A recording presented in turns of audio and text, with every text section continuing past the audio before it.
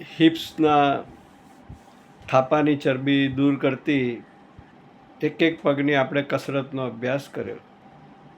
હવે પેટની ચરબી ઉતારતી અને વિશેષ રૂપથી એબ્ડેમોન, પેટનો નીચેનો ભાગ, ઉપરનો ભાગ અને વચ્ચેનો ભાગ, ત્રણેય ભાગની ચરબી દૂર કરતી કસરતોનો અભ્યાસ કરીશું. પ્રથમ, સીધા સૂતાની કસરતથી કેવી રીતે પેટને પ્રભાવિત કરી અને ચરબી ઉતારવી એનો અભ્યાસ કરીશું. બંને હાથ ખભાને સમાંતર આડા રાખી, બે પગ ઢીંચણેથી સીધા રાખી, પંજાને આગળ દબાવી ધીરે ધીરે બંને પગ ઉપર તરફ અને ધીરે ધીરે નીચે તરફ, એમ 10 વખત ધીરે ધીરે પગને ઉપર અને નીચે કરીશું. કસરત નંબર 2 બે રીતે થઈ શકે છે. બે પગ જમીનથી 3 થી 6 ઇંચ ઉપર રાખી બંને પગ ખોલીશું અને ભેગા કરીશું, ખોલીશું અને ભેગા કરીશું. અને સેકન્ડ રીત, બંને હાથ અને બંને પગ ઉપર 90 ડિગ્રી ઉપર સીધા રાખી બંને પગ સાઈડમાં ખોલીશું, સાથે હાથ પણ જમીનને ટચ થશે ને ઉપર આવશે. આમ બંને પગ ખોલવાની આ બંને કસરતનો અભ્યાસ કરીશું. કસરત નંબર 3, બંને પગ સીધા રાખીશું, બંને હાથ માથાની પાછળ રાખી કોણી છાતી તરફ રાખીશું. ઢીંચણને પાછળ કરી કોણીનો સ્પર્શ કરી અને પગ સીધા કરીશું.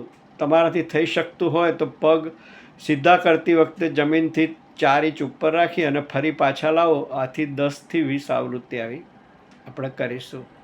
કોણી અને ઘૂંટણ મેળવવાની આ કસરત. કસરત નંબર 4, બંને હાથ ખભાને સમાંતર આડા રાખીશું, બંને પગ વચ્ચે જમીનથી 3 ઇંચ ઉપર કરી અને જમણી તરફ અડધે સુધી લઈ જઈ પાછા ફરી અને ડાબી તરફ અડધે સુધી લઈ જઈશું. આમ અર્ધચંદ્રકાર, અષ્ટમનો ચંદ્ર 8 થી 10 વખત બનાવીશું.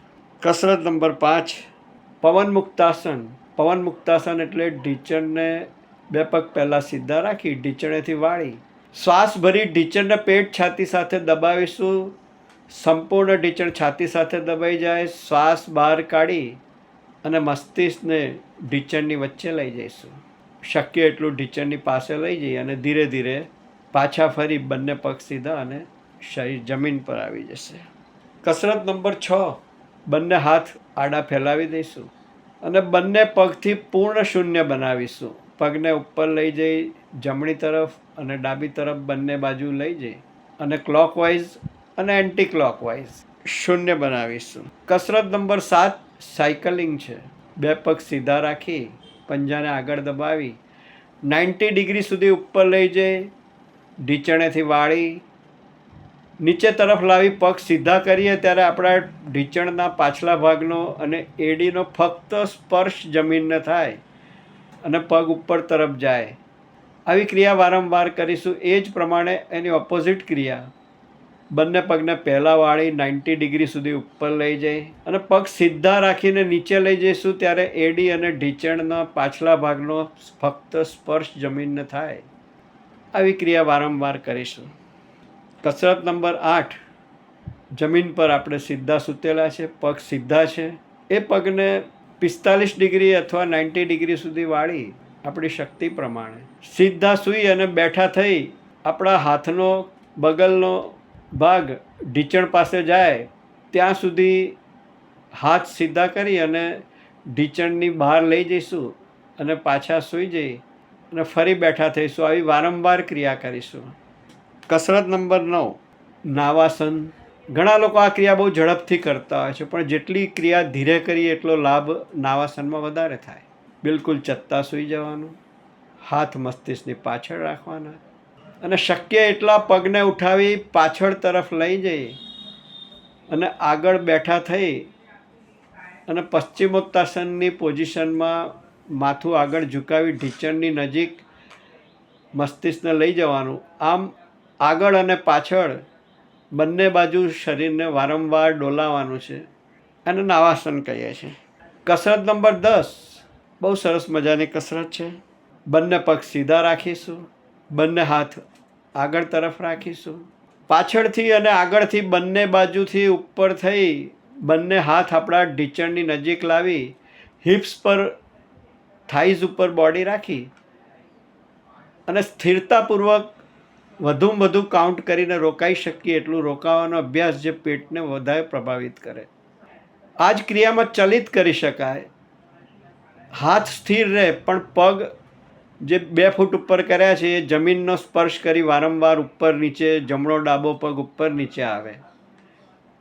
આ ચલિત પાદોત્તાન પણ આપણે નૌકાસન પણ, ચલિત નૌકાસન પણ કરી શકીએ આપણે, જે પેટની ચરબી ઉતારવામાં આપણને સારો એવો સહાય કરે છે.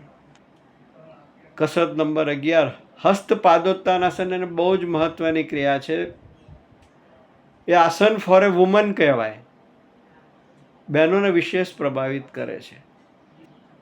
બંને પગ સીધા, બંને હાથ પાછળ, ઢીંચણ સીધા રાખી અને બંને હાથ અને બંને પગ 90 ડિગ્રી પર ઊભા રાખી, ઉપર રાખી સ્થિરતાપૂર્વક રોકાઈ શકાય એટલું રોકાઈ અને પછી ધીરે ધીરે